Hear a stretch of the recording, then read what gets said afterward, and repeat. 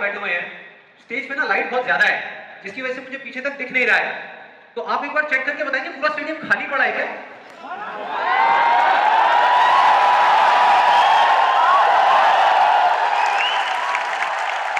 तो एक बार दोबारा ट्राई करते हैं थोड़ी और एनर्जी के साथ में।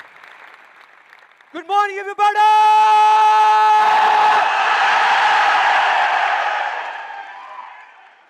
अब कुछ मजा आया। अब लग रहा है कि इस सेशन का नाम अनस्टॉपेबल है।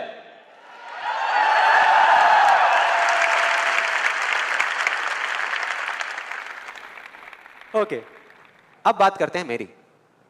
मैं इतना एक्साइटेड क्यों हो रहा हूं?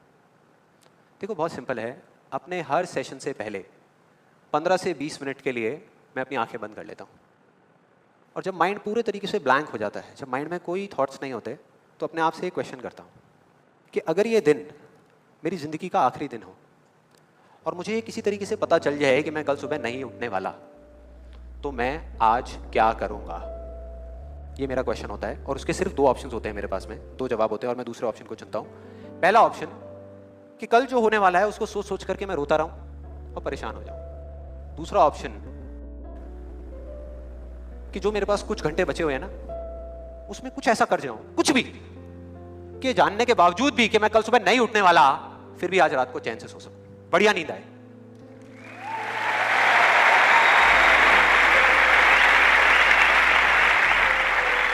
और इसीलिए आज यहां पर जो कुछ भी होने वाला है, जो कुछ भी, वो मेरे लिए सिर्फ एक सेशन नहीं है। जैसे जैसे सेशन आगे बढ़ेगा आपको समझ आएगा मैं बोल क्या रहा हूं, जैसे जैसे। अब मैं आपको बताता हूं कि इस सेशन की शुरुआत कहां से हुई, कि मुझे इंस्पिरेशन कहां से मिली ये सेशन करने की। आज से 3 महीने पहले मेरे नाम से एक कुरियर आया ऑफिस में, और उस एनवेलप पे लिखा हुआ था the first life changing seminar of Sandeep Maheshwari. तो जब मैंने उसको देखा तो मुझे लगा किसी ने मजाक किया है, क्योंकि मुझे अच्छे तरीके से याद था कि जो मेरा फर्स्ट लाइफ चेंजिंग सेमिनार हुआ था वहाँ पे सिर्फ 20-25 लोग बैठे हुए थे एक छोटे से कमरे में, और किसी के हाथ में कोई कैमरा नहीं था। तो मेरे को लगा कि ऐसे ही किसी ने वो किया है, लेकिन फिर पता नहीं मेरे मन में क्या आया, मैंने उस वीडियो को प्ले कर दिया।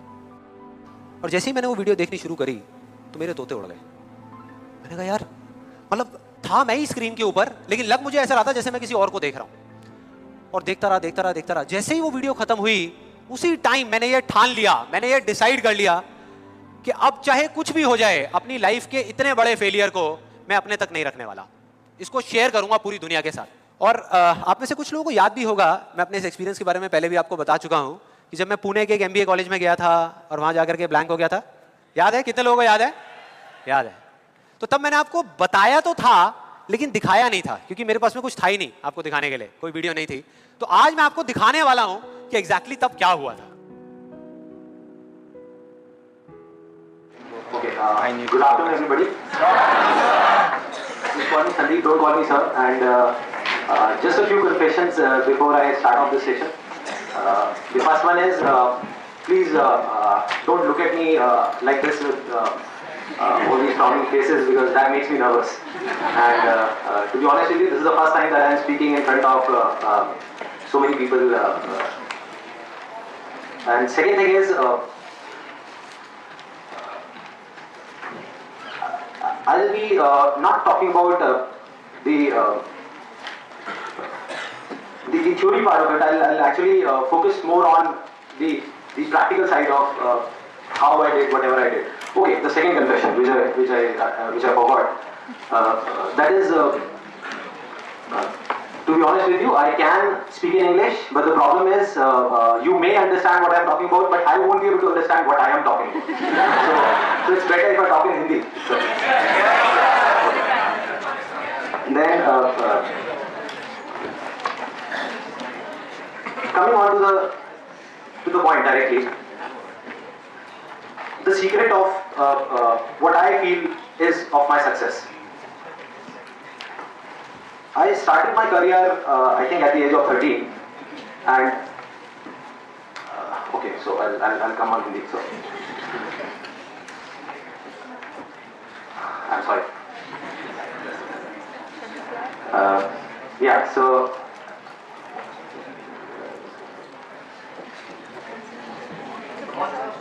yeah, I do it.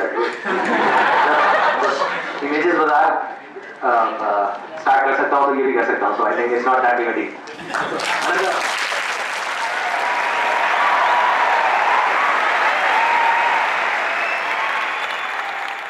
आपने देखा मेरी क्या हालत हुई थी? आई थिंक सबका यही हाल होता है जब वहाँ पे स्टेज पे जाते हैं, इतने सारे लोग सामने बैठे होते हैं, सबका यही होता है.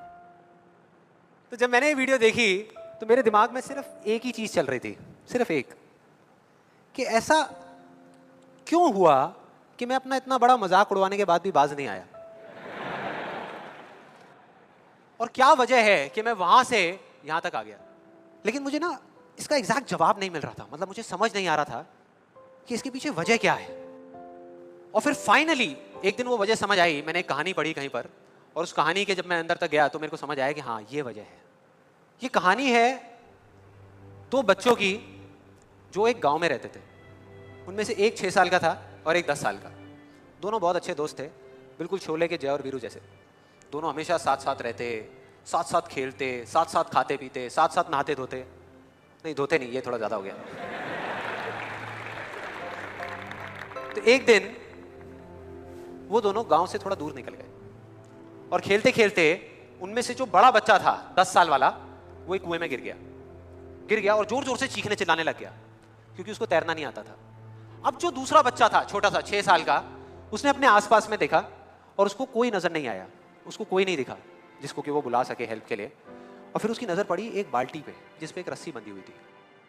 उसने एक सेकंड भी वेस्ट नहीं किया, उस बाल्टी को उठा करके कुएं में फेंक दिया और अपने दोस्त को बोला कि पकड़ ले इसको. उसके दोस्त ने पकड़ा और वो अपनी पूरी ताकत लगा करके पागलों की तरह उसको खींचने लगा. खींचता रहा, अपनी पूरी जान लगा दी उसने. छोटे से बच्चे ने, 6 साल के और 10 साल के बच्चे ने उस बाल्टी को पकड़ा हुआ था. खींचता रहा और तब तक नहीं रुका जब तक उसने अपने दोस्त को बचा नहीं लिया, जब तक वो बाहर नहीं आया. अब यहां तक तो ठीक था, यहां तक तो ये कहानी समझ आती है. लेकिन हुआ क्या कि जैसे ही ये दो बच्चे जब दोनों एक हो गए, जब बाहर आए और आकर के गले मिल रहे, रो रहे और खुश हो रहे, एक तरफ से उनको डर भी लग रहा था. डर था कि अब गांव जाएंगे तो बहुत पिटाई होगी जब उनको बताएंगे कि ऐसे हम कुएं में गिर गए और ये सब चीजें हुई. लेकिन मजे की बात, ऐसा कुछ भी नहीं हुआ. वो जब गांव गए और जा करके उन्होंने अपने घर वालों को बताया, बाकी गांव वालों को बताया, तो किसी ने विश्वास नहीं किया, पूरे गांव वालों ने. और वो अपनी जगह बिल्कुल ठीक थे क्योंकि उस बच्चे में इतनी ताकत भी नहीं थी कि वो एक बाल्टी पानी से भरी हुई वो उठा सके. तो इतने बड़े बच्चे को इतनी ऊपर खींचना तो बहुत दूर की बात है. लेकिन एक आदमी था उस गांव में, उसने विश्वास कर लिया. उनको सब रहीम चाचा कहते थे, उस गांव के सबसे समझदार बुजुर्गों में से एक. और सबको लगा कि यार ये कभी झूठ नहीं बोलते, अगर ये कह रहे हैं तो जरूर कोई ना कोई बात होगी, कोई ना कोई वजह होगी जिस वजह से ऐसा कह रहे हैं. और फिर सारे गांव वाले इकट्ठे होकर के उनके पास में गए और जा करके बोले कि देखो जी, हमें तो कुछ समझ आ नहीं रहा, आप ही बता दो कि ऐसा कैसे हो सकता है. तो उनको हंसी आ गई. वो बोले कि यार इसमें मैं क्या बताऊं, वो बच्चा बता तो रहा है उसने कैसे किया. बाल्टी को उठा करके कुएं में फेंका, उसके दोस्त ने बाल्टी को पकड़ा, उसने रस्सी को खींचा और अपने दोस्त को बचा लिया. तो आपको पता तो है उसने कैसे किया, बच्चा बता तो रहा है, इसमें मैं क्या बताऊं. तो सारे गांव वाले उनकी शक्ल देख रहे. फिर कुछ देर बाद वो बोले कि सवाल ये नहीं है कि वो छोटा सा बच्चा ये कैसे कर पाया, सवाल ये है कि वो ये क्यों कर पाया, कि उसके अंदर इतनी ताकत कहां से आई है. और बोले इसका सिर्फ एक जवाब है, सिर्फ एक, कि जिस वक्त उस बच्चे ने ये किया, उस टाइम पे उस जगह पर दूर दूर तक कोई नहीं था उस बच्चे को ये बताने वाला कि तू ये नहीं कर सकता.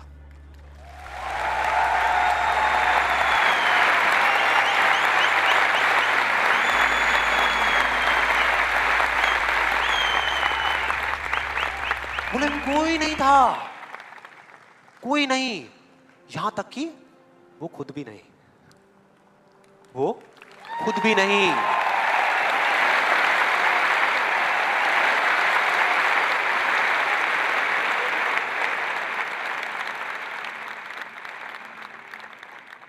अब मैं आप लोगों से पूछता हूं कि अगर कुछ ऐसा हो जाए, अगर आपको भी उस बच्चे की तरह किसी की आवाज सुनाई ना दे जो आवाजें आपको रोकती है, ना किसी और की ना अपनी, तो क्या होगा?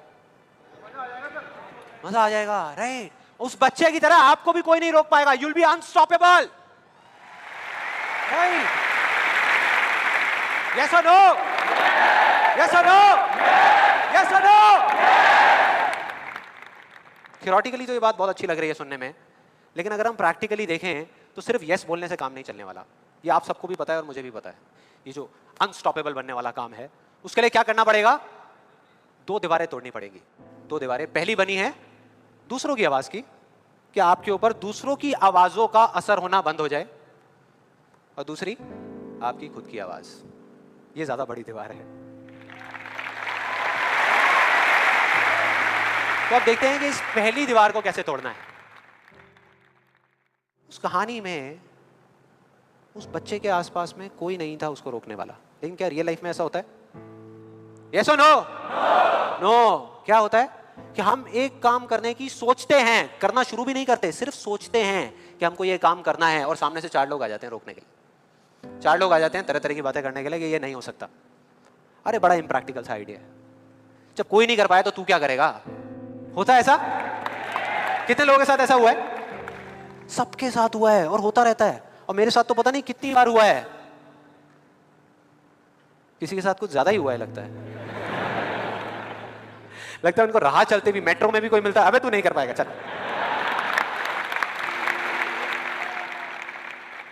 तो अब सवाल ये उठता है कि ऐसे में हम क्या करें? ऐसे में जो ऐसी बातें आपको बोल रहे हैं, ना तो आप उनका मुंह बंद कर सकते हो, ना अपने कान बंद कर सकते हो, क्योंकि वो लोग कोई राह चलते लोग नहीं होते, वो आपके अपने होते हैं। आपके अपने फ्रेंड्स हैं, रिलेटिव्स हैं, आपके घर में हैं, आपके ऑफिस में हैं। तो मैं आपको ये नहीं बोल सकता कि आप क्या करो ऐसी सिचुएशन में, लेकिन मैं ये बता सकता हूं कि मैं क्या करता था।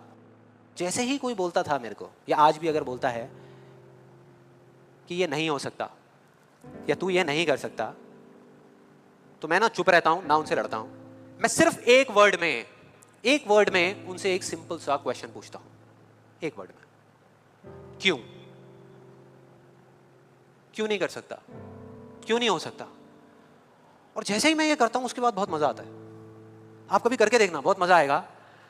90% लोग ऐसे मिलेंगे आपको जिनके पास में इस क्यों का जवाब ही नहीं होगा। जवाब ही नहीं होगा। नहीं, वो सोच में पड़ जाते हैं। जैसे मैं पूछता ना क्यों, हाँ क्या, क्यों, ये कैसा सवाल है? तो ये है वो 90% लोग जिनके पास में कोई जवाब ही नहीं होता, या होता भी है तो वो इतना फनी होता है कि आप चाह करके भी अपने आप को हंसने से नहीं रोक पाओगे। जैसे एक बार मेरे साथ हुआ था, जब मैं करीबन आई थिंक 18 साल का था और मैंने नया नया फोटोग्राफी का कोर्स किया था। तो हमारे घर में एक छोटा सा फंक्शन चल रहा था, और वहाँ पर मैं अपनी मदर के साथ और फादर के साथ में खड़ा हुआ कुछ बातें कर रहा था। इतनी देर में एक सामने से आंटी आई और आकर के बोली, संदीप। हाँ जी आंटी। बेटे क्या नया चक्कर चल रहा है तेरा आजकल? मैं डर गया। मैं मनी मन सोच रहा, मैंने कहा इनको कैसे पता लगा मेरे नए अफेयर के बारे में? और ही चला गया। फिर मैंने उनको देखा और डरते डरते उनसे मैंने कहा कि भाई आंटी जी क्या मतलब, मैं कुछ समझा नहीं, कौन सा चक्कर, क्या कौन सा? तो आंटी ने बोला, कहते क्यों तू ये फोटोग्राफी नहीं कर रहा आजकल? ये फोटोग्राफी का कोर्स नहीं किया तूने? तो उन्होंने बोला, मेरी थोड़ी सी जान में जान आई। मैंने कहा अच्छा, फोटोग्राफी की बात हो रही थी। फिर उन्होंने बोला, बेटा अगर तू बुरा ना माने तो एक बात कहूँ। मैंने कहा नहीं आंटी बोलिए ना।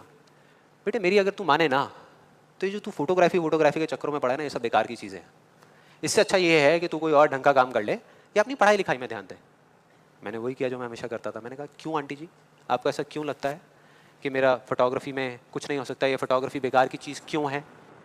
तो उन्होंने जवाब दिया कि मेरी बहन का बेटा भी गया था बॉम्बे यही सब करने के लिए जो तू कर रहा है, और उसको 4 साल हो गए धक्के खा रहा है, उसका कुछ नहीं हुआ अभी तक। मैंने फिर सुना, फिर मैंने दोबारा से वही क्यों को ले जा करके चिपका दिया। मैंने उनसे पूछा, लेकिन आंटी मेरे को कुछ समझ नहीं आया कि अगर वो कुछ नहीं कर पाया तो मैं कुछ क्यों नहीं कर पाऊंगा? सीधा सा क्वेश्चन है यार।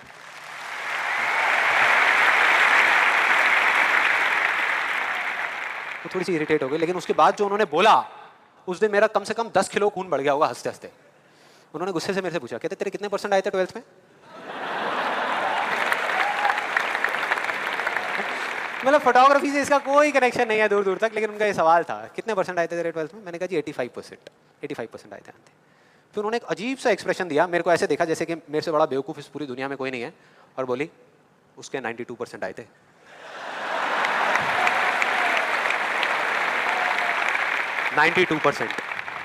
अब बोल। मैं कहा क्या बोलूं? अब बोलने को आपने छोड़ा क्या है? क्या कोई है जो ऐसी बातों को सीरियसली ले सकता है? नो। यस और नो? वो ले ही नहीं सकते। अब बचे 10% लोग जिनके पास में जवाब होता है, एक जेन्युइन वजह होती है। मतलब वो आपको सिर्फ ये नहीं बोलते कि आप नहीं कर सकते, वो आपको बताते हैं कि वो ऐसा क्यों बोल रहे हैं। तो मुझे जब भी कोई ऐसा मिलता है तो मैं उनके पास में जाकर के शांति से बैठता हूं, उनकी सारी बात को समझता हूं, फिर अकेले में जाकर के उस प्रॉब्लम का सॉल्यूशन निकाल लेता हूं और अपने पूरे दिल से उस इंसान को थैंक्स करता हूं। क्योंकि इनडायरेक्टली ऐसे लोग हमको हेल्प करते हैं आगे बढ़ने में। लेकिन इसका मतलब ये नहीं है कि उन 10% लोगों की बातों को मैं ज्यादा सीरियसली लेता हूं, या अगर मेरे को उसका जवाब नहीं मिलता तो मैं रुक जाता हूं। क्योंकि जवाब नहीं है इसका मतलब ये नहीं कि हम चलना बंद करते हैं। फॉर एग्जाम्पल, अगर हम अपने घर से ये सोच करके निकले हैं कि जब सारी लाइट्स ग्रीन हो जाएंगी तब मैं अपने घर से निकलूंगा, तो निकल पाएंगे कभी? कोई भी ऐसा कुछ आपको बोलता है आकर के कि आप ये नहीं कर सकते, तो समझ लेना कि वो बोल तो आपको रहा है लेकिन उसका इशारा आपकी तरफ नहीं है। वो बस इतना सा कहना चाहता है क्योंकि मैं इस काम को नहीं कर सकता।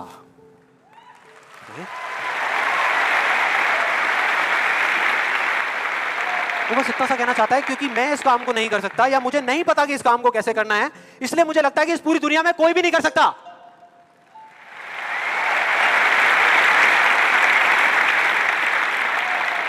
आप में से कितने लोगों ने कहावत सुनी है कि किसी पे जुल्म करना पाप है लेकिन जुल्म सहना उससे भी बड़ा पाप है?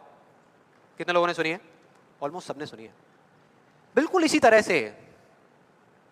तरह से कोई इंसान अगर जिंदगी में कुछ करना चाहता है ना, या कुछ बनना चाहता है, तो उसको जा करके ये बोलना कि तू ये नहीं कर सकता, उसकी हिम्मत को तोड़ना, उसकी उम्मीद को तोड़ना एक बहुत बड़ा पाप है।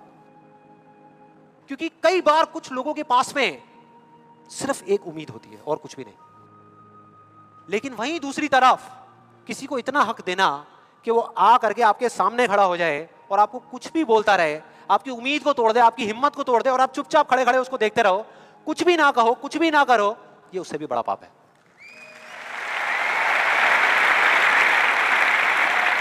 मतलब सिंपल है, ना हमें चुप रहना है ना किसी से लड़ना है, सिर्फ सवाल करना है क्यों, और फिर देखो उनके कैसे पत्ते खुलते हैं, फिर मजा आएगा। और जिस दिन आप लोगों को भी मेरी तरह ये बात समझ आ जाएगी ना, उस दिन आपके ऊपर ऐसी बातों का असर होना बंद हो जाएगा। मतलब कि उस दिन ये जो पहली दीवार है जिसकी मैंने बात करी थी, वो अपने आप ही टूट जाएगी। उसके बाद इस पूरी दुनिया में किसी में दम नहीं होगा कि वो आपको आगे बढ़ने से रोक सके, सिवाय एक इंसान के। सिवाय एक इंसान के। कोई बताएगा कौन है वो? आप खुद। एग्जैक्टली, आप खुद। और यही है वो दूसरी दीवार, यही है वो दूसरी दीवार जो पहली वाली से कई गुना बड़ी है, कई गुना बड़ी है। आज से बहुत साल पहले मैंने कहानी सुनी थी जिसका एक बहुत बड़ा इंपैक्ट हुआ था मेरी लाइफ पे। ये कहानी है एक ऑफिस की और उसके एम्प्लॉइज की। एक बार एक ऑफिस में जितने भी एम्प्लॉइज सुबह सुबह जब ऑफिस आते हैं अपने अपने कैबिन में, तो उनकी डेस्क के ऊपर एक लेटर पड़ा होता है, एक लेटर रखा हुआ होता है, और उस लेटर में लिखा था कि वो इंसान, इस कंपनी का वो एम्प्लॉय जिसकी वजह से आपकी प्रमोशन नहीं हो रही थी या जिसकी वजह से आप आगे नहीं बढ़ पा रहे थे, उसकी डेथ हो गई, वो मर गया। और अब अगर आप आखिरी बार उस एम्प्लॉय की शक्ल देखना चाहते हैं तो ये एड्रेस है, यहाँ पर अगले 1 घंटे में पहुंच जाइए। जैसे ही उस एड्रेस पे गए तो वहां पर एक कॉफिन पड़ा हुआ था। कॉफिन होता है, उसको जब लोगों ने दूर से देखा तो एक तरफ तो सबको दुख हो रहा था, बुरा लग रहा था कि यार ये नहीं होना चाहिए था, और दूसरी तरफ से उनको थोड़ी बहुत खुशी भी हो रही थी कि चलो अच्छा है, मेरी रास्ते का जो सबसे बड़ा पत्थर था वो हट गया। लेकिन फिर एक एक करके जैसे ही वो लोग उस कॉफिन के पास गए और जा करके उन्होंने उस एम्प्लॉय की शक्ल देखी उस कॉफिन के अंदर, तो उन्हें खुद पे शर्म आने लगी,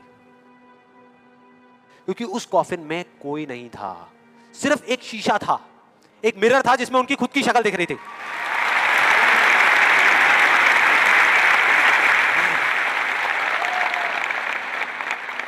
हम सब भी तो यही करते हैं अपनी लाइफ में कि सारा ब्लेम उठा करके किसी सिचुएशन पे डाल दिया, किसी और इंसान पे डाल दिया, सब जगह डाल दिया सिवाय एक इंसान के, खुद पे। यहां पर कितने लोग इस बात को मानते हैं जो मैंने अभी अभी कही कि आपके रास्ते का सबसे बड़ा पत्थर और कोई नहीं, आप खुद ही हो? कितने लोग मानते हैं? सब लोग मानते हैं।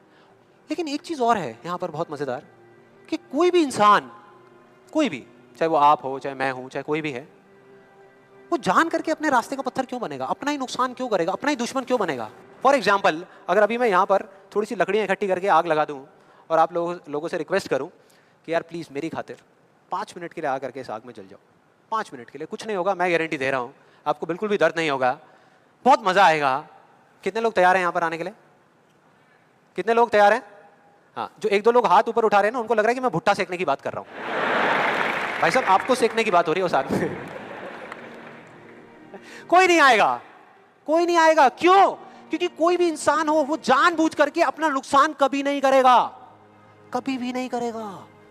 तो ये सवाल मेरे को पिछले कई महीनों से तंग कर रहा था, अंदर ही अंदर खा रहा था कि क्या फर्क होता है उन लोगों में जो जाने अनजाने अपने खुद के सबसे अच्छे दोस्त होते हैं, और उनमें जो जाने अनजाने खुद के ही सबसे बड़े दुश्मन होते हैं। और फाइनली पिछले महीने मेरे को जवाब मिल गया, सब कुछ समझ आ गया कि क्या फर्क है। मैं रोज की तरह अपने घर के पास वाले एक पार्क में वॉक कर रहा था, और एकदम से ही बहुत तेज बारिश शुरू हो गई, बारिश होने लगी एकदम तेज। तो मैंने इमीडिएटली अपने हाथ ऐसे रखे ताकि मेरे चश्मे पे पानी ना आए, और जा करके सीधा एक शेड के नीचे चला गया। उसके कुछ सेकंड्स के अंदर अंदर उस शेड के नीचे और भी बहुत सारे लोग इकट्ठे हो गए। लोग तरह तरह की बातें कर रहे थे, मैं अपने आसपास में सुन रहा था। लेकिन मैंने एक चीज़ नोट करी कि ज़्यादातर लोग, उनका ध्यान बारिश की तरफ नहीं था, बारिश की वजह से होने वाली जो प्रॉब्लम्स थी उसकी तरफ था। जैसे मेरे यहाँ पे थोड़ा सा आगे जाकर के 2 लड़के खड़े हुए थे, वो आपस में बात कर रहे थे कि भाई आज ट्रैफिक का बड़ा बुरा हाल होने वाला है, बारिश इतनी तेज़ हो रही है। तो वो इस तरीके की बातें कर रहे हैं। एक वहाँ पे अंकल जी थे पीछे, वाइफ को बोल रहे थे कि भाई मैंने तेरे को पहले ही कहा था कि छाता रख ले, छाता रख ले, अब देख मैं ऑफिस के लिए लेट हो जाऊँगा। तो इस तरह की बातें हो रही थी, तरह तरह की। तभी मैंने एकदम से देखा कि सामने से, मतलब मैं यहाँ खड़ा हुआ था, मेरे यहाँ पे एक लड़का खड़ा हुआ था, मुझे अभी भी एग्जैक्ट याद है। वो लड़का इनफैक्ट वो काफ़ी बड़ा कैरेक्टर था, बहुत सीरियस, मतलब बहुत टेंशन में था वो। हुआ क्या था, उसकी जेब में एक नोट पड़ा हुआ था जो गीला हो गया था, 20 रुपए का। तो उसको हिला हिला करके सुखाई जा रहा है, उसको फूंक मार रहा है और ये सब चीज़ें। तो मैं पहले, मेरा ध्यान उसकी तरफ था, फिर मैंने जैसे ही उधर देखा तो उधर से एक आदमी आ रहा था शेड की तरफ। उसका भी एक हाथ ऐसे था, लेकिन दूसरे हाथ से उसने अपनी बच्ची का हाथ पकड़ा हुआ था, छोटी सी बच्ची, 4-5 साल की, बड़ी प्यारी बच्ची। फर्क ये था कि उस बच्ची का हाथ ऐसे नहीं था, उसका हाथ ऐसे था, ऐसे था। और वो बच्ची बड़ी प्यारी प्यारी हरकतें कर रही थी। मैंने देखा वहाँ से, ऐसे उसका हाथ था, बार बार उस पर पानी की बूंदें गिर रही, वो इकट्ठा कर रही और पी रही, इकट्ठा कर रही और पी रही, इकट्ठा कर रही और पी रही। तो जैसे ही वो शेड के पास आए, मैं थोड़ा सा साइड हो गया। तो इधर वो मेरे नोट सुखाने की मशीन थी, इधर मैं सोच रहा था अपने भी नोट निकाल के दे दूं, भाई ये भी सुखा दे। इधर वो बच्ची खड़ी हुई थी, वो छोटी सी प्यारी सी, और मेरा फिर पूरा ध्यान उस बच्ची की तरफ ही था, इतनी इतनी प्यारी बच्ची। और इधर उसके पापा अपने मोबाइल पे कुछ काम कर रहे थे। वो बच्ची को अभी भी चैन नहीं आया, शेड के नीचे आ गई, लेकिन अभी भी बार बार अपना हाथ बाहर निकाल के, एक हाथ से पापा को पकड़ा हुआ डर रही, दूसरे हाथ से ऐसे बाहर निकाल के बार बार पानी भर रही और पी रही। कभी पानी भर रही, अपने मुंह पे फेंक रही। फिर थोड़ी देर बाद पता नहीं उसके मन में क्या आया, उसने अपने पापा से पूछा कि पापा ये बारिश रोज क्यों नहीं होती? बड़ा अजीब सा क्वेश्चन था। उसके पापा ने कहा, वो अपने मोबाइल पे लगे हुए थे, हाँ बेटा होगी होगी, रोज होगी, रोज होगी, रोज होगी। वो बच्ची फिर अपने खेल में लग गई। फिर थोड़ी देर बाद पता नहीं क्यों उसने दोबारा से पूछा अपने पापा से, बताओ ना पापा रोज क्यों नहीं होती? इस बार उसको कोई जवाब नहीं मिला, लेकिन मुझे मिल गया। मुझे सब कुछ समझ आ गया कि क्या वो वजह है, क्या फर्क होता है उन लोगों में जो खुद के सबसे अच्छे दोस्त होते हैं और खुद के सबसे अच्छे दुश्मन होते हैं। क्या फर्क है उन दोनों लोगों में? देखो बहुत सिंपल है। जब बारिश होती है आसमान से, हम सबके ऊपर होती है, क्या एक जैसे होती है या अलग अलग तरीके से होती है? एक जैसे होती है, कोई पार्शियलिटी नहीं करती। आप अमीर हो, गरीब हो, काले हो, गोरे हो, बच्चे हो, बड़े हो, कोई फर्क करती है क्या बारिश? नहीं करती, सब पे एक जैसी होती है। बिल्कुल उसी तरह से वो शक्ति, वो एनर्जी जिससे पूरी दुनिया चल रही है, जिससे अभी अगर आप अभी फील करने की कोशिश करो, आपकी सांसें चल रही है, मेरी सांसें चल रही है। जिस शक्ति में इतनी ताकत है कि अगर वो चाहे तो एक सेकंड भी नहीं लगेगा, इस पूरी दुनिया को खत्म कर सकती है, और एक सेकंड के 1 करोड़वें हिस्से में इस दुनिया को दोबारा से बना भी सकती है। उसको आप साइंटिफिकली चाहे एनर्जी का नाम दे दो, चाहे स्पिरिचुअली भगवान कहो, आत्मा कहो, परमात्मा कहो, कुछ भी कहते रहो, उससे कोई फर्क नहीं पड़ता। और बिल्कुल उस बारिश की तरह उस शक्ति की भी बारिश हम सब पर होती रहती है, उस एनर्जी की भी बारिश होती रहती है, और सब पर एक जैसे होती है। फिर चाहे आप अमिताभ बच्चन हो, बिल गेट्स हो, कोई भी हो, कोई फर्क नहीं पड़ता। आप स्टेज पे खड़े हो या वहां बैठे हो, कोई फर्क नहीं पड़ता। तो फर्क क्या है? देखो बहुत सिंपल है, वही फर्क जो उस बारिश में था, जो मैंने नोट किया उस बच्ची के बीच में और औरों के बीच में। कुछ लोगों का हाथ ऐसे होता है, और कुछ का ऐसे होता है। यही फर्क।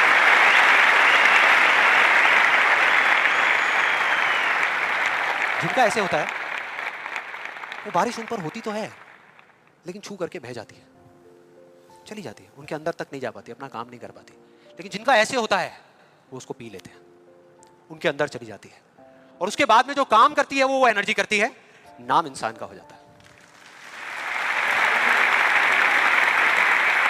नाम हो जाता है कि वो कर रहा है, वो कर रहा है, वो कर रहा है। अरे कौन कर रहा है? वही एनर्जी पीछे से काम कर रही है। हम क्या कर सकते हैं? अगर मैं आपको कहूं कि हमारी बॉडी के जितने भी फंक्शंस हैं उसमें से 99% फंक्शन से ज्यादा ऐसे हैं, डाइजेशन से लेकर के ब्रीदिंग से लेकर के ये सारी चीजें जो हम कंट्रोल नहीं करते, जो हमारे कंट्रोल में है ही नहीं। 1% चीजें हम कंट्रोल करते हैं और 100% क्रेडिट ले जाते हैं। और अब मजे की बात पता है क्या है? सबसे मजेदार बात कि यहां पर हम जितने भी लोग बैठे हुए हैं ना, हम सबको पता है कि अगर हमारे हाथ अभी ऐसे हैं तो ऐसे कैसे लाने हैं, क्योंकि बचपन में हम सबके बाय डिफॉल्ट हाथ ऐसे ही थे, सबके। फिर धीरे धीरे कुछ लोगों के यहां चले गए, कुछ के यहीं रह गए। जिनके यहां रह गए उनको हम सक्सेसफुल बोलते हैं, जिनके यहां चले गए उनको हम फेलियर्स बोलते हैं, अलग अलग फील्ड्स में। तो कोई बताएगा कि ऐसा क्या था जो बचपन में हम एक दिन में हजारों बार करते थे और अब हजारों दिनों में एक बार भी नहीं करते? याद करो वो बच्ची क्या कर रही थी उस पार्क में, बार बार क्या कर रही थी? एग्जैक्टली क्वेश्चन पूछ रही थी, मतलब कि सवाल कर रही थी। Let's give a big hand for her.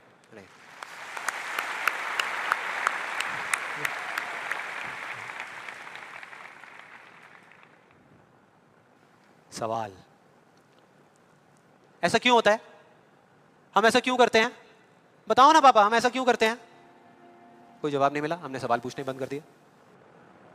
आज हमारे पास में टाइम ही नहीं है कि एक दिन में कुछ सेकंड्स के लिए रुक करके हम अपने आप से पूछें कि भाई जो मैं कर रहा हूं वो कर क्यों रहा हूं? पता ही नहीं है, ध्यान ही नहीं है उस तरफ। और जब तक उस तरफ ध्यान नहीं होगा कुछ नहीं होगा। और सिर्फ उस पर विश्वास मत करो जो मैं बोल रहा हूं, हिस्ट्री को उठा करके देख लो। कोई भी इंसान किसी भी फील्ड में अगर सक्सेसफुल हुआ है तो उसमें और बाकी लोगों में क्या फर्क था? क्या वो दूसरों से ज्यादा इंटेलिजेंट था? क्या उनके पास दूसरों से ज्यादा जवाब होते हैं? यस और नो? नो। उनके पास में दूसरों से ज्यादा अच्छे सवाल होते हैं। हर चीज में एक ही सवाल कि अगर ये दुनिया ऐसी है तो ऐसी क्यों है, और क्यों मैं इस दुनिया को बदल नहीं सकता? अगर पूरी दुनिया मुझे ये कहती है, मेरे घर वाले मुझे कहते हैं कि मेरी तो किस्मत ही खराब है, मेरी हाथ की लकीरों में ही कमी है, तो क्यों मैं अपनी हाथ की लकीरों को नहीं बदल सकता? हर चीज में एक ही सवाल।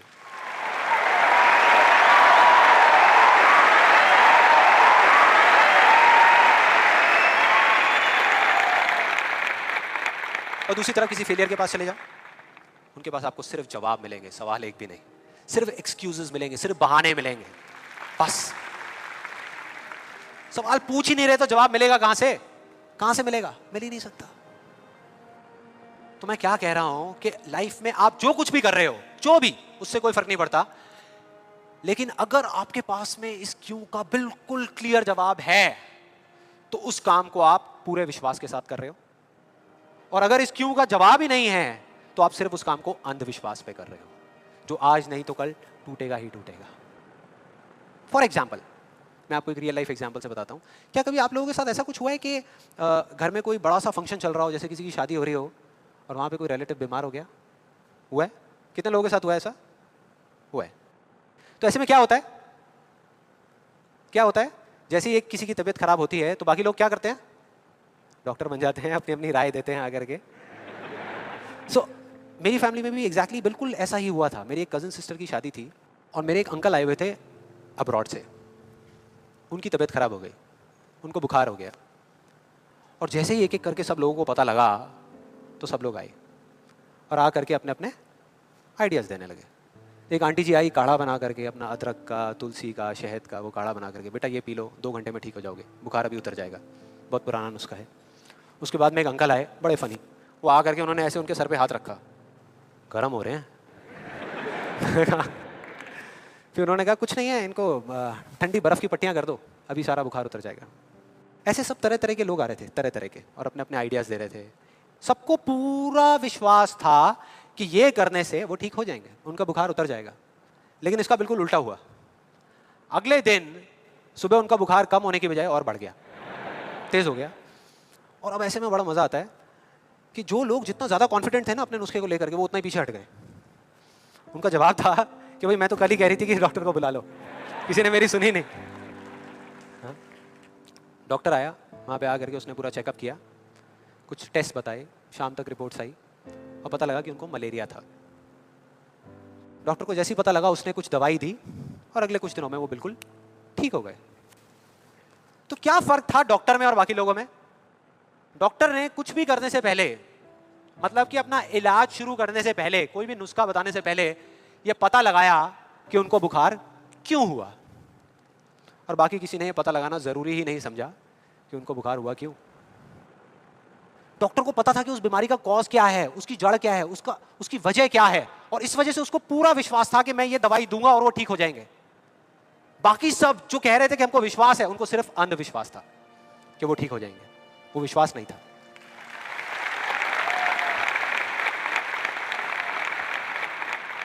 इन दोनों के बीच में ना इतना एक बिल्कुल पतली सी लाइन का फर्क होता है, विश्वास में और अंधविश्वास में, जिस वजह से बहुत बार हम अपने अंधविश्वास को विश्वास का नाम दे देते हैं। और इसका आज की डेट में सबसे बड़ा एग्जाम्पल, सबसे बड़ा, वो है लॉ ऑफ अट्रैक्शन। सुना है यहाँ पे? कितने लोगों ने सुना है लॉ ऑफ अट्रैक्शन के बारे में? ऑलमोस्ट सबने सुना है। अब ये बहुत मजेदार है, लॉ ऑफ अट्रैक्शन। मुझे बहुत लोग मिल चुके हैं, मतलब काफी लोग मिले हैं जो आकर के मुझसे पूछते हैं कि भाई आपके हिसाब से आपको क्या लगता है कि लॉ ऑफ अट्रैक्शन काम करता है या नहीं करता? तो मेरा सिंपल सा जवाब होता है कि अगर आप मेरा जवाब चाहते हो तो जवाब है हाँ, कि ये काम करता है। साइंटिफिकली जिसको बोलते हैं law of cause and effect, और स्पिरिचुअली जिसको बोलते हैं लॉ ऑफ कर्मा, ये उसके ऊपर बेस्ड है। तो इसमें कोई शक नहीं है कि ये काम करता है, लेकिन वैसे नहीं जैसे कि कुछ लोग अपनी बुक्स के थ्रू और वीडियोस के थ्रू इसके बारे में बता रहे हैं, वैसे नहीं। आप में से कितने लोगों ने वीडियो देखी है? बहुत सारे लोगों ने देखी है, तो आप शायद समझ जाएंगे। बाकी लोगों के लिए मैं थोड़ी एक्टिंग करके दिखाता हूँ, अपना वो थोड़ा फिरंगी स्टाइल में, वो जो डबिंग करके बोलते हैं ना, ये बिल्कुल एक अलादीन के चिराग जैसा है।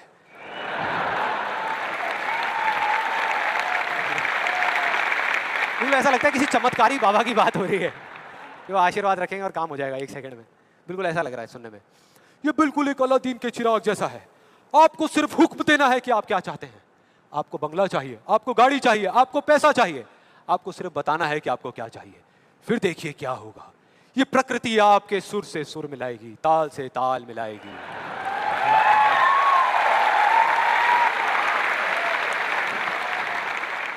और उसके बाद बड़ा मजा आता है। एक बंदा आता है वहां पे उस वीडियो में, वो आकर के कहता है अच्छा इतना आसान है, तो मैं 3 लड़कियों के साथ डेट पे जाना चाहता हूँ। 3 लड़कियों के साथ। और उसको बोलते हैं, उसको जवाब मिलता है उस लॉ ऑफ अट्रैक्शन वाले लोगों से, आपको कुछ भी नहीं करना, आपको सिर्फ एक पेंटिंग बनानी है। अपनी एक पेंटिंग बनाइए जिसमें आप बैठे हैं और साथ में 3 लड़कियां बैठी है, और फिर देखिए क्या होता है। और वो बंदा पेंटिंग बनाता है। उसके कुछ दिन बाद किसी चमत्कार की वजह से वो लड़का एक पार्क में बैठा होता है, उसके आसपास में 3 लड़कियां बैठी होती हैं, और उसमें से एक लड़की उसको अंगूर खिला रही होती है। भाई क्या है ये? क्या है ये? अगर मजाक नहीं है तो आप में से कितने लोगों ने ये ट्राई किया? मैं लॉ ऑफ अट्रैक्शन की बात कर रहा हूं, 3 लड़कियों के साथ डेट पे जाने की बात नहीं कर रहा। ऐसे पता नहीं कितने एग्जांपल्स हैं उस बुक में, उस वीडियोस में। एक सबसे फनी एग्जांपल जो बहुत लोग ट्राई कर रहे हैं, आई एम श्योर यहाँ पे भी बहुत लोगों ने ट्राई किया होगा, कार पार्किंग का। उसमें एक आदमी बोलता है, मैं जब अपने घर से निकलता हूँ तो मैं सोचता हूँ कि वो गाड़ी की जो पार्किंग है वो मेरे लिए खाली पड़ी होगी, और मैं जैसे ही जाता हूँ वो पार्किंग मेरे लिए खाली पड़ी होती है, और मैं जा करके अपनी गाड़ी लगा देता हूँ। क्या कमाल है यार। देखो कई बार मुझे 1-2 मिनट वेट भी करना पड़ता है, लेकिन फिर वो जगह अपने आप मेरे लिए खाली हो जाती है। मैं क्या करता हूँ, मैं सिर्फ सोचता हूँ वो जगह मेरे लिए खाली। कमाल है यार। हाँ, बढ़िया लग रहा है ना, सुनने में अच्छा लगता है। ये सारी बातें सबको अच्छी लगती है, किसको नहीं लगेंगी? सच बताऊं, मुझे भी अच्छी लगेंगी सुनने में। बुरी किसको लगेगी? कि सोचना शुरू कर दो और गाड़ियों की पार्किंग मिलनी शुरू हो जाएगी। ये आई एम श्योर बहुत लोगों ने ट्राई किया होगा। कितने लोगों ने ट्राई किया है? आपके हिसाब से काम करता है ये? अच्छा, एक सवाल है, हमेशा करता है या कभी कभी करता है? कभी कभी करता है। लेकिन फिर वो एक लॉ कैसे हुआ? लॉ उसे कहते हैं जो एक ही कंडीशन में अगर सेम कॉज हो तो उसका सेम इफेक्ट आना चाहिए, उसको लॉ कहते हैं। सिंपल है। अगर कंडीशन सेम है, आप एक ही जमीन पे दो बीज बोओगे आम के, तो दोनों आम के पेड़ ही बनेंगे, एक एप्पल का पेड़ नहीं बन सकता। सीधा सा फंडा है। तो इसका मतलब कहीं ना कहीं कुछ कंफ्यूजन है, कुछ गड़बड़ है। तो मैं एक बहुत बड़ा यहाँ पर एक कमिटमेंट करने वाला हूँ, एक बहुत बड़ा चैलेंज करने वाला हूँ इन वीडियोस के अंदर। मेरा ओपन चैलेंज है उन लोगों को जिन्होंने ये बुक लिखी है और जिन्होंने वीडियोस बनाई है, क्योंकि उनसे ज़्यादा कौन जानता है इस लॉ के बारे में। वो जानते हैं कि वो क्या कह रहे हैं, वो समझते हैं कि वो क्या कह रहे हैं। तो मेरा ओपन चैलेंज है कि हम एक शर्त लगाते हैं, इस दुनिया में कहीं पर भी एक पार्किंग लॉट चूज करेंगे जो थोड़ा सा बिजी रहता हो, और वहां पर वो एक स्पॉट आइडेंटिफाई करेंगे, पार्किंग का स्पॉट, और अपने लॉ ऑफ अट्रैक्शन की पूरी पावर लगाएंगे। लगा सकते हैं, क्या दिक्कत है? सोचना ही तो है। सोचते रहेंगे, फील करते रहेंगे, मेरे को जगह मिलेगी मिलेगी मिलेगी। करो। जिस दिन उनको वो जगह मिल गई, मेरा एक कमिटमेंट है और मैं ये ओपन चैलेंज कर रहा हूं, उनको मैं 1 लाख रुपए दूंगा। और जिस दिन नहीं मिली, उन्हें मुझे सिर्फ 10,000 रुपए देने हैं, सिर्फ 10,000 रुपए। मतलब 1 का 10। कुछ लोगों का दिमाग चलना शुरू हो गया, अबे ये बढ़िया यार, मैं जा रहा हूं, मैं आ रहा हूं इस चैलेंज के लिए। कितने लोगों को लगता है कि वो आएंगे, इस चैलेंज को एक्सेप्ट करेंगे? कितने लोगों को लगता है? नहीं आएंगे। वो नहीं आएंगे, वो आ ही नहीं सकते, क्योंकि उन्हें भी पता है कि सच क्या है और झूठ क्या है। वो सब अच्छे तरीके से इस बात को जानते हैं, क्योंकि मैं जिस लॉ के बेसिस पे बात कर रहा हूं, मैं कोई थियोरेटिकल कॉन्सेप्चुअल बात नहीं कर रहा, मैं बात कर रहा हूं लॉ ऑफ प्रोबेबिलिटी के बेस पे, जिसके बेस पे इस दुनिया के सारे कैसीनोस चल रहे हैं। एक बिजी पार्किंग है 100 गाड़ियों की, उनको उस स्पॉट पे पार्किंग मिलने की प्रोबेबिलिटी क्या है? 1:100, एग्जैक्टली 1%। उनको नहीं मिलने की क्या है? 99:100। मतलब यहां पर एक बहुत बड़ा मैसेज है। जरूरी नहीं है जो बातें सुनने में अच्छी लग रही हैं वो एक्चुअल में अच्छी हो। यहां किसी ने बैंक लोन लिया हुआ है? किसी ने कोई बैंक लोन लिया हुआ है? हाँ, तो जो आपने बैंक लोन लिया हुआ है, आपकी मंथली EMI जाती होंगी बैंक को, इंस्टॉलमेंट जाती होंगी, जाती हैं। तो अब मैं आपको 2 ऑप्शंस देने वाला हूं, 2 ऑप्शंस।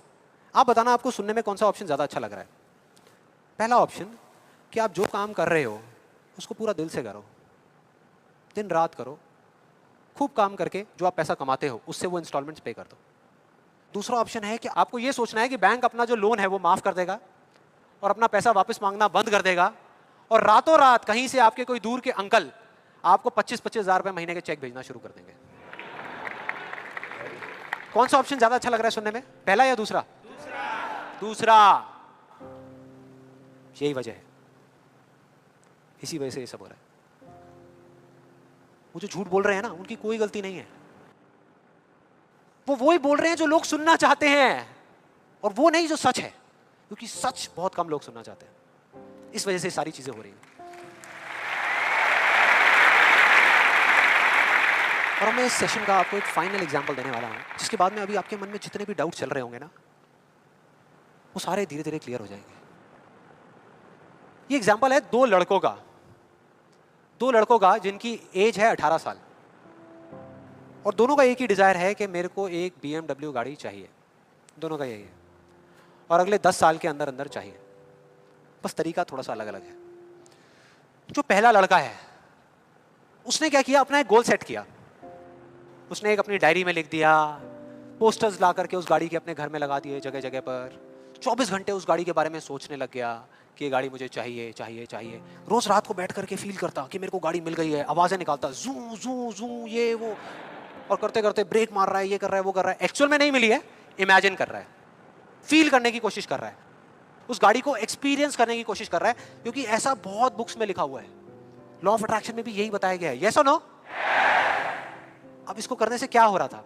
पहले उसकी सिर्फ एक विश थी, एक चाह थी कि हाँ मेरे को ये गाड़ी मिल जाए, नहीं भी मिले तो कोई फर्क नहीं पड़ता। लेकिन अब उसका वो बर्निंग डिजायर बन गया।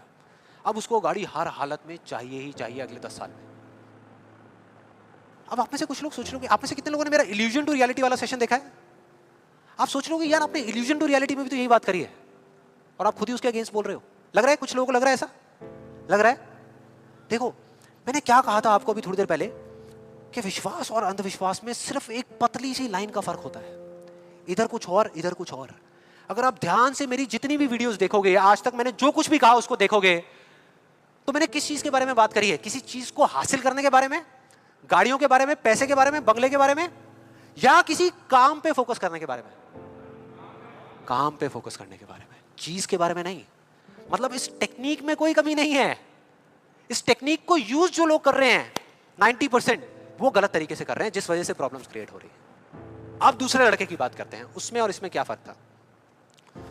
दूसरा जो लड़का था उसका भी डिजायर था कि मुझे ये गाड़ी चाहिए, बस एक छोटा सा फर्क था, उसने एक सवाल पूछ लिया अपने आप से।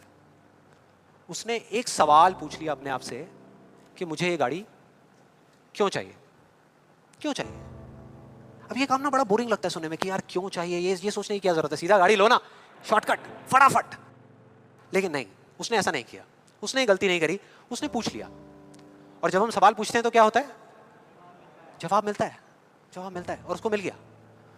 जवाब ये था कि मैं ये गाड़ी इसलिए चाहता हूं क्योंकि मैं अपने फ्रेंड्स को, अपने रिलेटिव्स को, इस पूरी दुनिया को ये प्रूव करना चाहता हूं कि मैं भी सक्सेसफुल हो सकता हूं।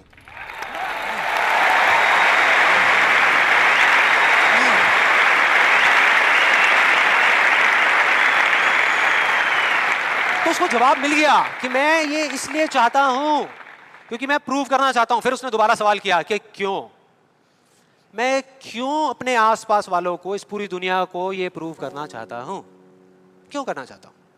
और फिर उसको एक जवाब मिला, क्योंकि मेरे आसपास में जितने भी लोग हैं वो सब यही कर रहे हैं। उसने एक आखिरी सवाल पूछा और जब उसका जवाब मिला ना तो वो हिल गया, उसके सारे फंडे क्लियर हो गए। वो सवाल था कि सब ऐसा क्यों कर रहे हैं, और उसको जवाब मिला, सब ऐसा इसलिए कर रहे हैं क्योंकि सब ऐसा ही कर रहे हैं। बस उसको समझ आ गया कि एक रेस लगी हुई है जहां पर सब भाग रहे हैं, कोई तेज भाग रहा है, कोई धीरे भाग रहा है, लेकिन किसी को पता ही नहीं है कि वो भाग क्यों रहे हैं। और जैसे ही उसको ये समझ आया, उसको ये जवाब मिला, तो उसको ये तो नहीं पता था कि मैं अब क्या करने वाला हूं, लेकिन उसको ये समझ आ गया कि मुझे क्या नहीं करना। उसने डिसाइड कर लिया उसी टाइम, उसी मोमेंट में ये डिसाइड कर लिया कि मुझे नहीं बनना इस रैट रेस का हिस्सा, मुझे नहीं प्रूव करना किसी को कुछ भी, मुझे नहीं चाहिए कोई गाड़ी वाड़ी।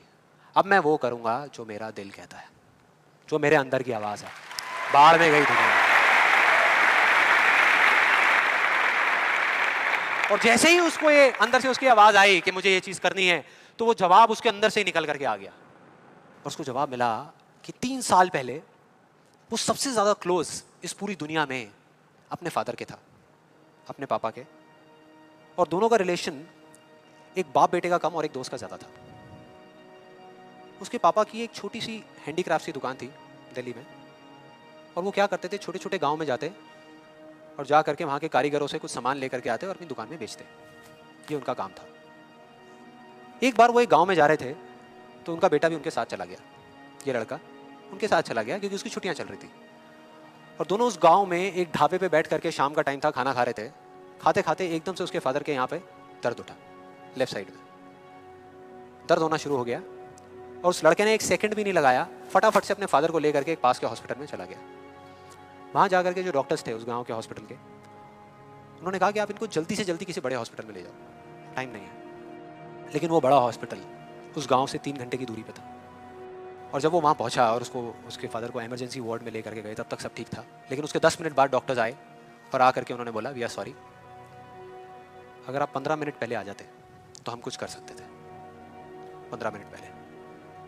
अब जैसे ही इस लड़के के साथ ये हुआ था तो बिल्कुल सुन्न हो गया था, मुंह से एक वर्ड बाहर नहीं आ रहा था। उसको समझ ही नहीं आ रहा था कि मैं क्या बोलूं, क्या सोचूं। उसने ऐसा कुछ सोचा ही नहीं था, एकदम से हो गया, एकदम से हो गया। और उसके काफी देर बाद जाकर के, उसके 5-10 मिनट बाद जाकर के उसके अंदर से एक चीख निकली थी, एक अजीब सी बात निकली थी जो उसको उस टाइम पे नहीं समझ आई थी कि ये बड़े डॉक्टर्स बड़े शहरों के बड़े हॉस्पिटल्स में ही क्यों होते हैं, छोटे छोटे गांव में क्यों नहीं होते।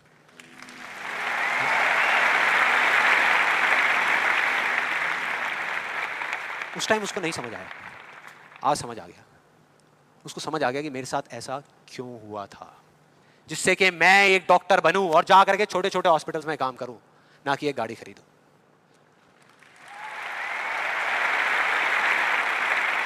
और इस एक सवाल ने, एक वर्ड के सवाल ने, क्यों ने, उसकी पूरी पूरी लाइफ का डायरेक्शन ही चेंज कर दिया।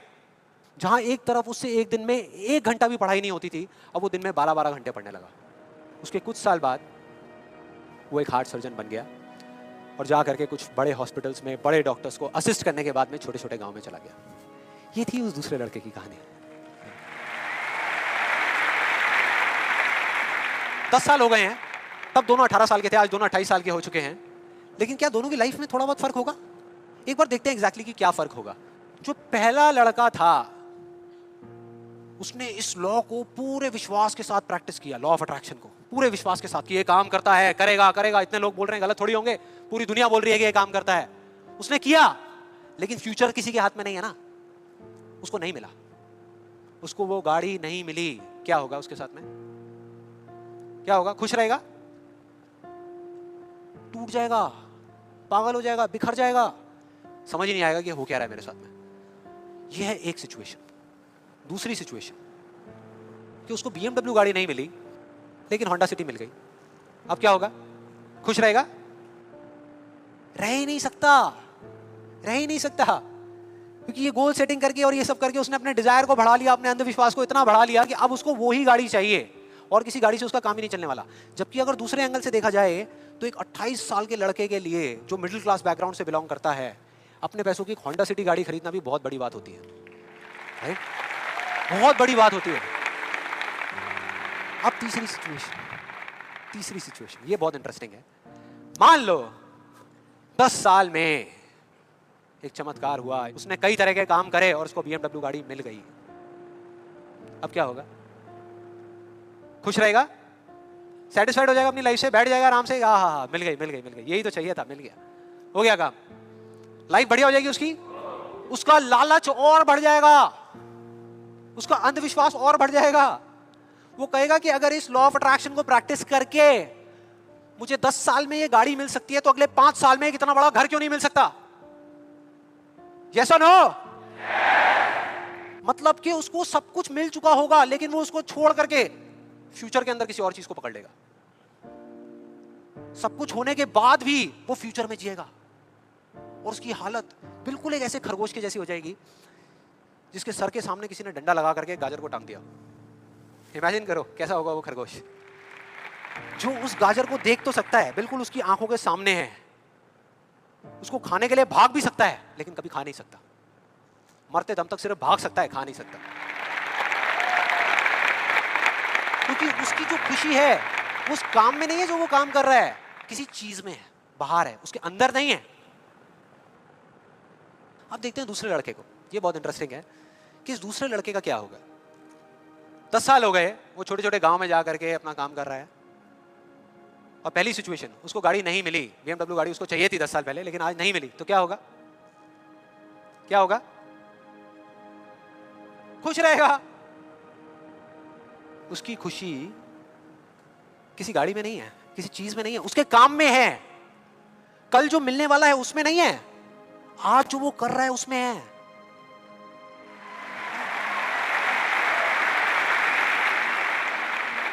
दूसरी सिचुएशन, उसको BMW नहीं मिली, होंडा सिटी मिल गई, तो क्या होगा? तो भी खुश रहेगा, बहुत खुश रहेगा, एब्सोल्युटली। उसने मांगी नहीं थी, फिर उसको मिल गई, बहुत खुश रहेगा। उसको BMW मिल गई तो क्या होगा? खुश रहेगा। लेकिन इस वजह से नहीं कि उसको ये गाड़ी मिल गई, इस वजह से क्योंकि वो जो काम कर रहा है उसमें उसको खुशी मिल रही है। और एक सबसे बड़ा फर्क पता है क्या है यहाँ पर इन दोनों के अंदर? सबसे बड़ा फर्क अगर आप ध्यान से देखोगे, ये जो दूसरा लड़का है, अगर इसको गाड़ी मिल गई, जो डॉक्टर है, और छिन गई 1 साल बाद, तो क्या होगा? तब भी खुश रहेगा। लेकिन जो पहला है उसका क्या होगा?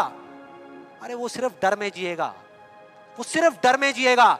जो है उसको खोने का डर, जो मैं चाहता हूं उसके ना मिलने का डर, 24 घंटे सिर्फ डर।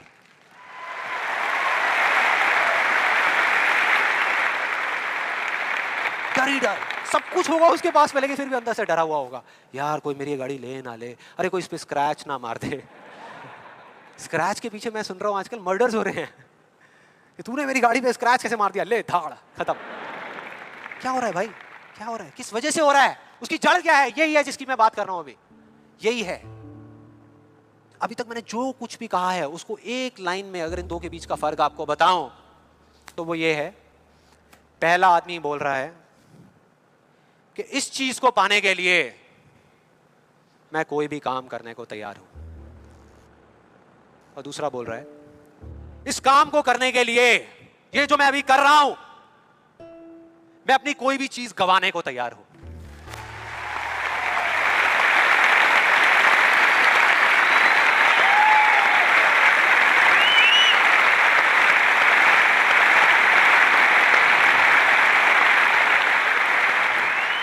एक की जिंदगी का मकसद है, जो पहला है पाना, हासिल करना, उस चीज पे कब्जा करना किसी भी तरीके से, बस वो चीज मेरे हाथ में आ जाए। फिर चाहे इसके लिए उसको धर्म के रास्ते पे चलना पड़े या अधर्म के, वो चलेगा। उसको सही काम करना पड़े या गलत करना पड़े, वो करेगा। लेकिन दूसरा, उसके लिए अपने अंदर की आवाज को सुन करके, अपने अंदर की मतलब कि अपने दिल की आवाज को सुन करके किया गया कर्म ही इस दुनिया का सबसे बड़ा धर्म है।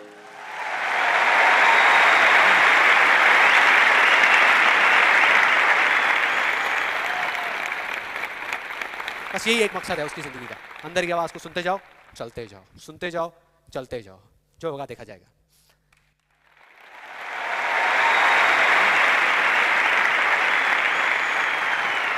और इस गलत फहमी में मत रहना कि जो पहला है उसको दूसरे से ज्यादा मिलेगा। ये सोचना भी मत। जो पहला है ना, उसको चाहे कितना भी मिल जाए, कितनी भी चीजें मिल जाए, कितना भी कुछ हो उसके पास में, लेकिन उसमें और एक भिखारी में कोई फर्क नहीं है। कोई फर्क नहीं है। दोनों का सिर्फ एक काम है, मांगना। मांगना। तो अगर उसको मिला भी, पहले वाले को अगर मिला भी, तो बस इतना ही मिलेगा जितना वो मांग सकता है या जहां तक वो सोच सकता है, उससे ज्यादा नहीं मिल सकता। लेकिन जो दूसरा है, उसको जिस दिन मिलना शुरू होगा ना, बिना कुछ मांगे, बिना मांगे, वो इतना होगा, इतना होगा जितना वो खुद तो क्या, इस पूरी दुनिया में कोई सपने में भी नहीं सोच सकता। सपने में भी नहीं सोच सकता।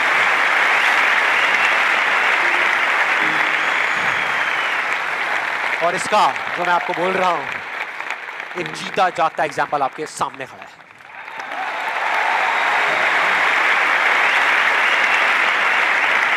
और जिस दिन आपने भी मेरी तरह इस रास्ते पे चलना शुरू कर दिया, तो वो दिन दूर नहीं है जब आपके पास सब कुछ होगा, आपके आसपास में जो आपको चाहिए उससे बहुत ज्यादा होगा, सब कुछ होगा, लेकिन फिर भी अपना कुछ भी खोने का डर नहीं होगा।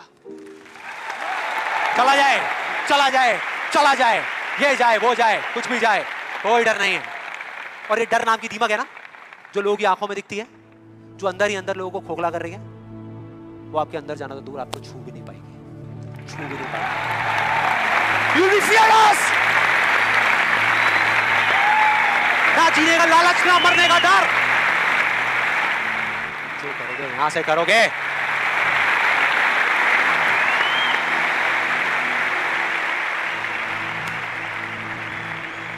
और फिर चाहे आपके रास्ते में एक मुश्किल आए या हजार आए, कोई फर्क नहीं पड़ता। चाहे एक आदमी आकर के आपको रोकने की कोशिश करे या 1 लाख लोग आकर के आपके सामने खड़े हो जाएं, अरे आपको रोकना तो दूर, किसी में इतना दम भी नहीं होगा कि वो आपको हिला भी सके।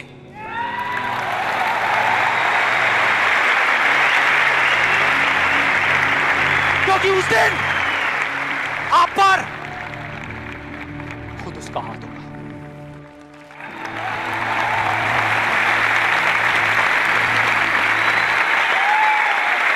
और फिर अगर आप चाहोगे भी ना, चाहोगे भी, तो भी अपने आप को आगे बढ़ने से नहीं रोक पाओगे। You'll be unstoppable! You will be unstoppable!